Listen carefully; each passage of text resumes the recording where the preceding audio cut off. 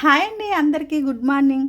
ఇవాళ శుక్రవారం కదా, అయితే ఇక పొద్దున్న అయితే లేచానండి. రాత్రి పడుకోబోయే ముందు అనుకుంటా అనమాట, శుక్రవారం కదా రేపు ఒక అడుగు ముందు లేచి ఇక ఇంట్లో అంతా చక్కగా పూజ చేసుకోవాలి అని. ఎందుకో ఆ రోజే మెలకు రాదండి.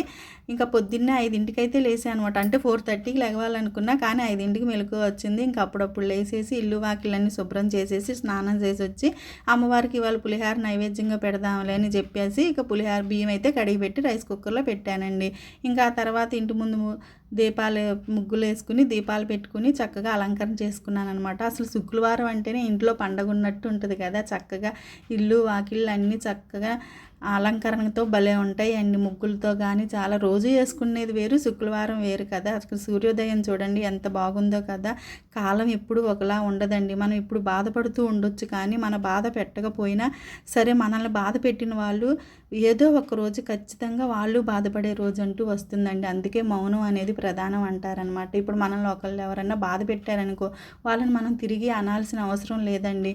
ఏదో ఒక రోజు వాళ్ళ కర్మే వాళ్ళకి తిరిగి వచ్చిద్ది అనమాట. అందుకే ఎప్పుడైనా సరే మౌనమే ప్రధానం అండి.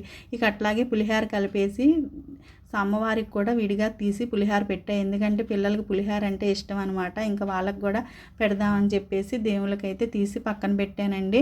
అట్లాగే తులసికోట దగ్గర కూడా పూజ అయితే చేసుకుని అమ్మవార్లందరికీ అష్టోత్తరాలతో అయ్యవార్లకి అమ్మవార్లకి చక్కగా సెంటు గులాబీలతో అయితే ఇవాళ పూజ అయితే చేసుకోవడం జరిగిందనమాట.